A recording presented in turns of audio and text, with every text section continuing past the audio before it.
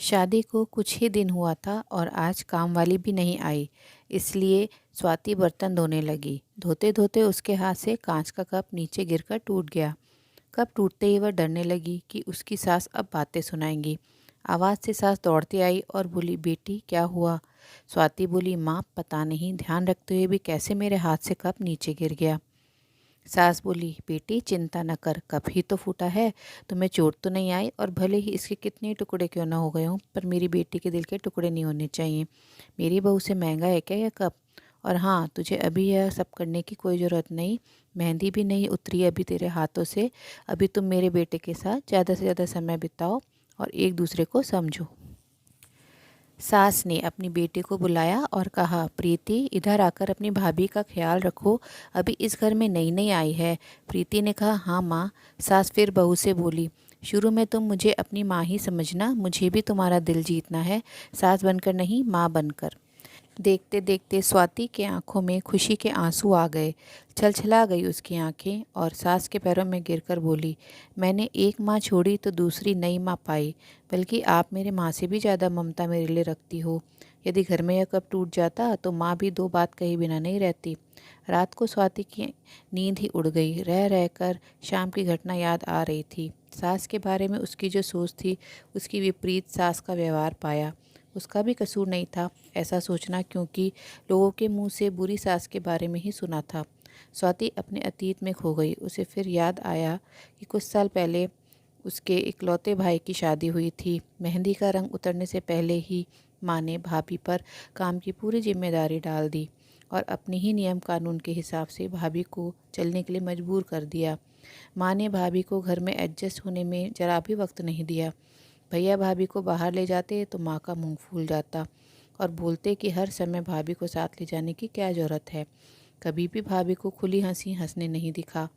समय के साथ भाभी ने सहना छोड़ दिया फिर, और घर में हर रोज़ झगड़ा होने लगा।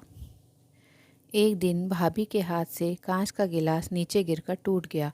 माँ चिल्लाने लगी कि कितना कीमती गिलास तोड़ दिया। किसी न किसी बात पर वह भाभी पर चिल्लाती। भाभी भी गुस्से से बोल देती थी कि माँ, मैं तो बैठी बैठी खाती हूँ, आप तो खड़े खड़े खाते हो। जब से आई हूँ तब से रोज़ दो चार जली कटी ना सुना दो, तब तक आपको चैन ही नहीं मिलेगा। कभी मेरे माँ को तो कभी मेरे बाप को, हमेशा मेरे मायके वालों को कोसते रहते हो। ऐसे ही माँ और भाभी एक दूसरे के साथ बहस करती रहती थीं। स्वाति घर के अलावा और भी कई जगह पर सास बहू के झगड़े सुनते सुनते डर गई थी, इसलिए शादी से कतराने लगी। मगर माँ बाप के कारण ही उसे शादी करनी पड़ी और अनजान भय को लेकर ससुराल आ गई। पर आज की घटना से उसकी सोच बदल गई कि सब सास और बहू एक जैसी नहीं होती।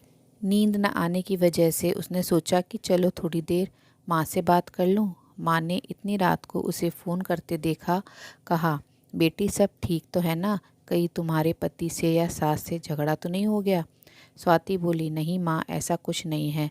मालूम है माँ, आज मेरे हाथ से कांच का गिलास नीचे गिर गया। तभी सास आ गई। मेरे आगे बोलते ही मेरी माँ ने बोलना शुरू कर दिया, बेटा फिर तेरी सास के चिल्लाने पर तूने अच्छा सा जवाब दे दिया ना? हाँ बेटा, कभी दबकर नहीं रहना। तुम एक पढ़ी लिखी अच्छी लड़की हो, तुम में कोई कमी नहीं है, इसलिए कभी भी सुनना मत। तभी बात को काटते स्वाति बोली, माँ अब बस करो, मैं अपनी दूसरी माँ के खिलाफ कुछ नहीं सुन सकती। माँ थोड़ा आश्चर्य हो गई और बोली, यह क्या बोल रही हो? स्वाति बोली, हाँ माँ, आज मेरे हाथ से जब कप गिरा तो मेरी सास ने बिल्कुल भी मेरे साथ बुरा व्यवहार नहीं किया। अंत में स्वाति बोली, अब आप समझ गई ना सारी बात?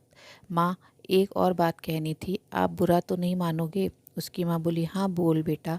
स्वाति बोली, माँ काश आप भी मेरी नई माँ के साथ भाभी की तरह व्यवहार करती तो शायद भैया और भाभी अलग घर में नहीं रहते।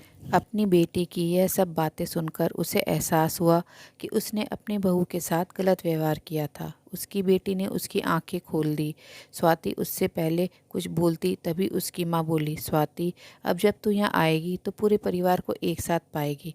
अब फ़ोन रख, मुझे बेटे और बहू के स्वागत की तैयारी करनी है। शादी के बाद नई ज़िंदगी की शुरुआत में अगर आज सास समझदारी से काम नहीं लेती, अपनापन नहीं जताती, तो शायद शुरुआत की नींव ही कमज़ोर होने से पूरी ज़िंदगी आपस में दरार पड़ जाती। कप को फूटने से कोई नहीं रोक सकता, लेकिन प्रेम को टूटने से तो हम रोक सकते हैं।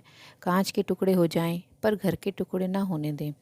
घर में प्रेम का वातावरण बनाए रखिए, एक दूसरे को समझें, एक दूसरे की इज्जत करें, तो घर स्वर्ग बन जाएगा। घर नर्क से स्वर्ग में बदल सकता है यदि बहू सास को माँ मान ले और सास बहू को बेटी मान ले। दृष्टि बदलने से सृष्टि बदल जाएगी और एक स्त्री चाहे तो घर को स्वर्ग बना सकती है और चाहे तो नर्क भी बना सकती है।